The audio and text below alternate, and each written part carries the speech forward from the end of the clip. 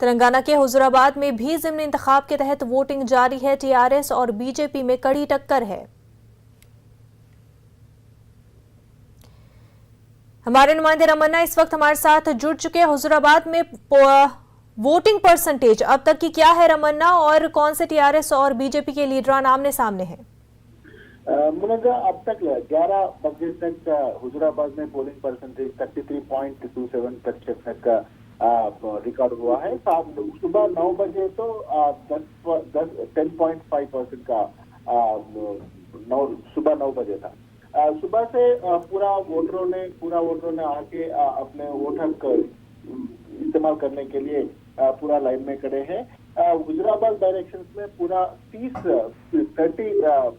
Contestants elections में खड़े हैं। इसमें मेजर तो बीजेपी, टीआरएस और कांग्रेस, और इस बार बीजेपी में ईटेल राजेंद्र ने खड़ा हुआ है। स्पेशली ईटेल राजेंद्र ने अपने जो अपना सीट है उसको री इलेक्ट करने के लिए पूरा कोशिश भी कर रहे हैं। शुरू से कैंपेनिंग में पूरी तरह से इन्वॉल्व होके कर रहे। अब तो इलेक्शंस में आज सुबह 7 बजे शुरू हुआ है। 7 बजे तक ये इलेक्शंस पोलिंग प्रक्रिया चलेगी और पूरा ऑफिशियल्स ने पूरी तरह से अरेंजमेंट भी किया है। एक पोलिंग स्टेशन में 2 वेबकास्टिंग का कैमरा लगा के कोई मिसअप्रोप्रिएशन एक्टिविटीज नहीं होना बोल के पूरी तरह से इंतजाम भी किया है।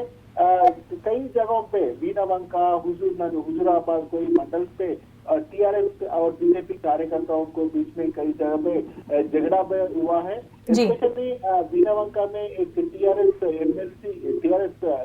नेता ने पाड़ी कौशिक रेड्डी, बीजेपी पाड़ी कौशिक रेड्डी ने कैंपेन करने के लिए प्रयत्न करे तो बीजेपी कार्यकर्ता ने पूरी तरह से उनको रुकवाया। कई जगहों पे टीआरएस नायकों के बीजेपी कार्यकर्ता और नायकों को रुकने के लिए पूरी तरह से बीजेपी अपनी पूरी तरह से ताकत भी लगा रहे। ऑफिशियल्स भी इस तरह कभी पूरा इलेक्शन की हिस्ट्री में कहीं भी नहीं हुआ है। अब तो पूरी तरह से 20,000 पैरामिलिट्री फोर्सेस को हुजूराबाद में लगा के पूरी तरह से इंतजाम भी किया है।